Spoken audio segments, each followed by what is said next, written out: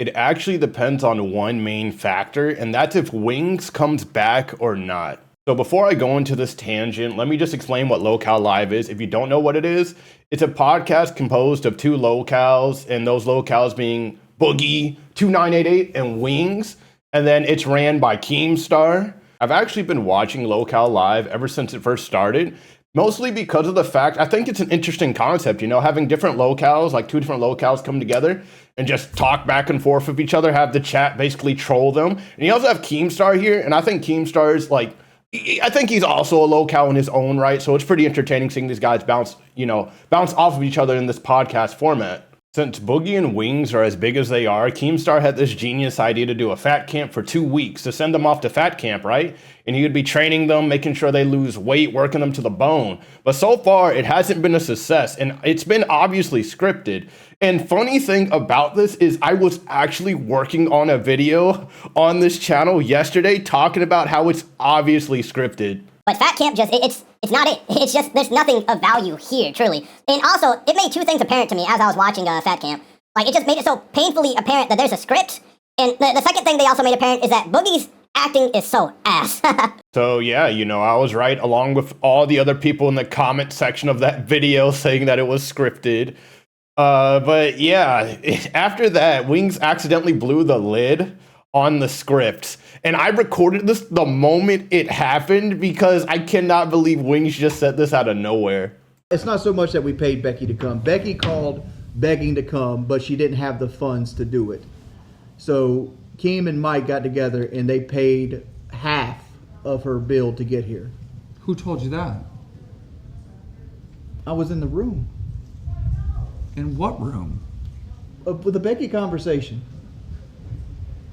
And if you don't understand why this one line is important and why it led to the Wings crashing out later on, it's because in the previous stream that everybody acted surprised when Becky Boop, a host of another channel that Keemstar made, came when she was fired. You know, she was apparently fired, but somehow she showed up and everybody was like, what? How did she show up? How did she get here? So he accidentally blew the whole lid on it because Keemstar faked his reaction. Like, if he's the one who paid for her to get over there, then there's no need for him to not understand how was she here, you know? So that's how everybody, like, that's the moment everybody knew it was scripted. Like, even if you believed up to that point there was no script, and I don't know how you could believe that. You're probably a fucking baby if you believe that. But if you actually believe that, then at that point, that's when you just completely knew that there was a script because Wings blew the lid off on it. It was so funny to see the reaction. Like, Boogie immediately goes on his phone like, oh no, I gotta read the comments on this one, or ignore what was said. And then Keemstar just doing that stare like, damn, Wings really said that, huh? Keemstar trying his best to cook something up in his head to get out of this situation, but the damage was already done. There was no getting out of it. Chat was giving them shit for what Wings said, and the tension just kept growing from there. It kept growing. Wings sucks. It's not even about Wings sucks. The whole fact that y'all wanted to script it sucks. Why didn't you just be real? Like, we tried to get Becky here. Becky's a fucking psycho bitch. We learned that by getting her here in person because nobody's ever met her in person before. It was just better to act like her walking in the room was a fucking surprise, right? Eventually, tensions got so high that it grew to this point. Here's a mistake that you made. Here's a mistake that you made. A $32,000 mistake. If we did this in April, we could have done this at Lord Rush's place for free with gigabyte internet. But you wanted it faster.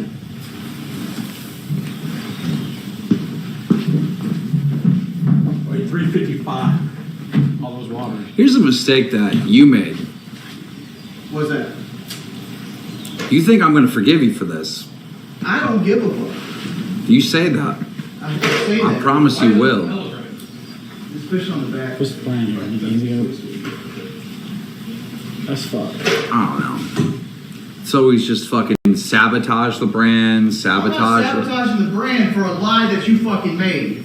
Yeah. I'm not sabotaging yeah, the brand. you are. You creating a lie sabotages the brand. And you're even calling it a lie. You know? It's a fucking lie. You're even calling it a lie. What part of it is not a fucking lie? You're calling it a fucking lie. What part of it's not a fucking lie? Tell me which part of it. It's not a lie. Look right there. It's a setup. That's not a setup. It's a fucking lie. And why are you getting loud in my face? Because I fucking can. fucking serious? You better stop. Hey, You better stop. You better stop. I was watching the stream live, so towards the end right there, the stream actually did cut like that. I imagine they were thinking probably don't record this. This is an assault, and then they said, wait a minute, go back to recording it. This is actually good content. But I understand how Wings feel because everybody had to put money into Fat Camp, right? It wasn't Keemstar just paying for it. Everybody put money in, and it wasn't the success that Keemstar said it was. And they had to do these scripts, and Wings blew the lid on these scripts, and everybody was mad at him, but he was mad that they weren't even getting that much, it wasn't even a success. He wasn't making really his money's worth. So I fully understand. My favorite part of Lolcowlive is Wings. I'm just gonna say that right now. I like that he's real. Like that is his Lolcow. That's his peak, right? Like he goes against you. Like he crashes out random. That's his Lolcow. That's who he is. You can't contain the fat beast that is Wings. He can only stay silent for so long. He can't just go halfly along with everything you say. He has to go against you at some point. At some point, he's gonna go against you. And that's peak Lolcow right there. Love seeing it. At the end of the day, this is Lolcow entertainment. That's the stuff that people want to see. Them actually being Lolcows, not the scripted slop they were doing. We got to see them actually be the Lolcows they truly are. Also, people are saying this is scripted, and I can tell you, as somebody who watched the stream, I'm confident that's not scripted because Wings accidentally let that out and just tensions grew for 30 whole minutes with Keemstar just ragging on Wings the whole time after he blew that out. Like, I tell you right now, I don't think that's scripted. And that's not even the end of it. There's more. Yeah, I can't believe.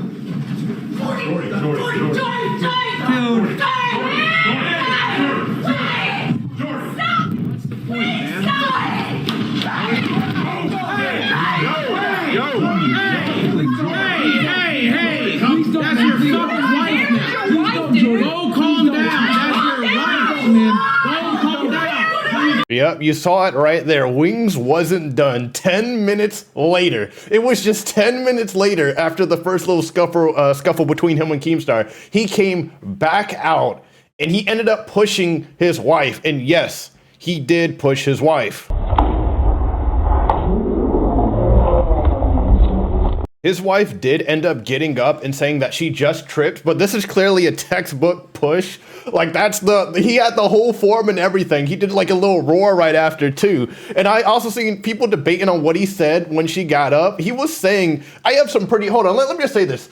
I have some pretty good headphones, my dudes. Look at these. I have some pretty good headphones. He clearly said, don't stand in front of me. That's what he said to his wife when she got up. He just kept saying that to her. Don't stand in front of me. Don't stand in front of me. But yeah, he clearly did push his wife. And if you, this is the reason he came back out again. I apologize if I spoke out of turn. I'm getting your way, dude. I just hate that manipulative shit y'all were doing. Yep, Wings just didn't like the fact that they were manipulating the situation, which is basically Keemstar's specialty. I mean, what are you going to do, Wings? You work under this man. You know what he's going to do. He's going to try and weasel his way out of this, say some things to make you always look bad. You know how it is. But you did push your wife, so you kind of look really bad. You look super bad.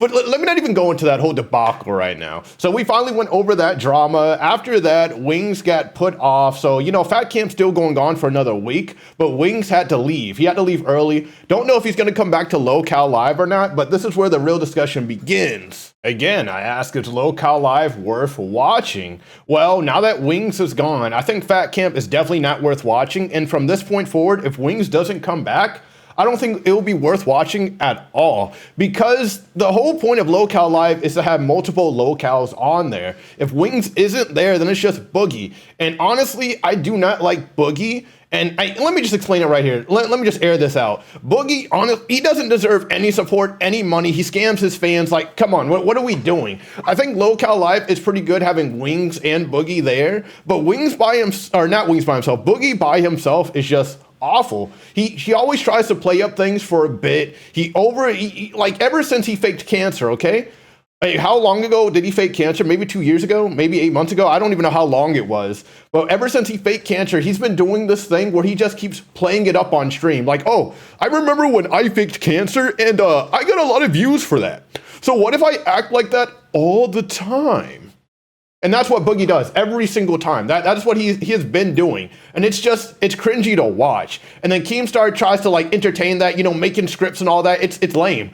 Wings was like the realest dude on there. Like Wings did fuck up really bad, right? But without him, it's legit not Lolcowlive. Unless Keemstar is finally going to do some punishments, which he's not, because, see, this is Keemstar's locale. He's like a narcissistic locale. That's his locale. And then Boogie's locale is scamming his fans and like playing up stuff so he doesn't have to do anything. And then Wings' locale, he's like the crash out, the go against you, depressed about his life type of locale. Like all locales are different.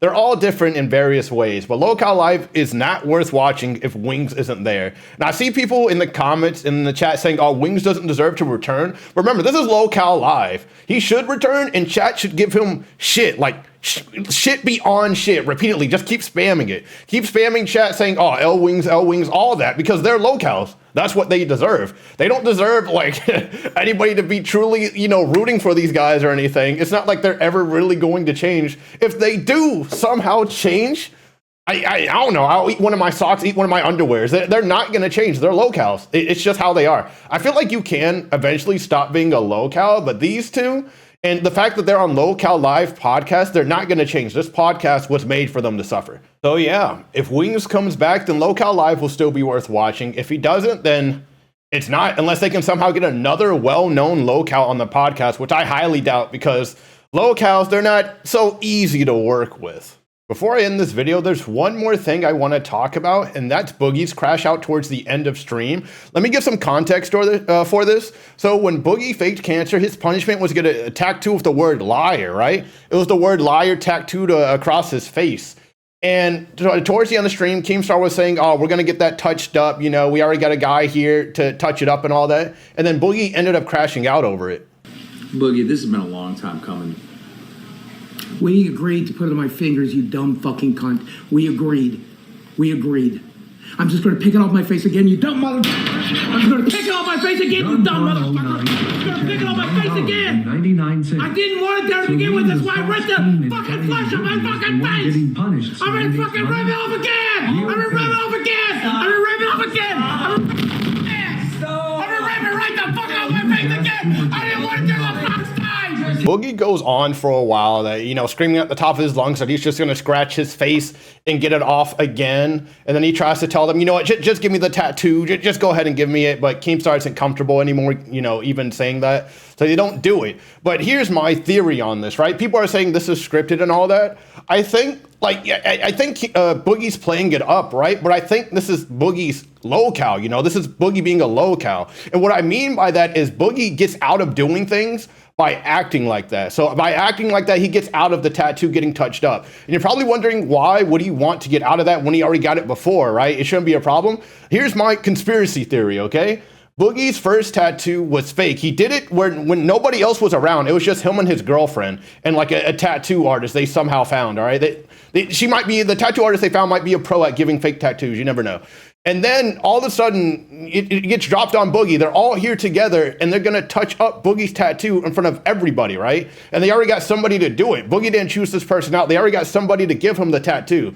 So Boogie's only way out of this situation was crashing out. Like, that's just, that's who Boogie is. To get out of things, he'll try to act a certain way, And I feel like that's why he honestly did that. So I don't think it was scripted. I feel like he did that. He just tried his best to get out of that situation because he knew if he got a real tattoo on his face, he was fucked. I don't know if you can just scratch that away. I'm pretty sure the other tattoo he got was fake. So he just didn't want to get a real one on his face. But yeah, that's all I have to say about this situation. We'll see where it goes. We'll see where it goes. But I'm definitely not going to be watching this anytime soon unless I see Wings there. I gotta see the interactions. I gotta see chat just giving them the shit. I gotta see all of that. That's going to be entertaining. But from now on, Boogie by himself just isn't entertaining. So yeah, that's it. Peace out. Actually, I didn't say that right. I don't even know if I want to say peace out anymore, to be honest. I might change it. You know what? Just peace.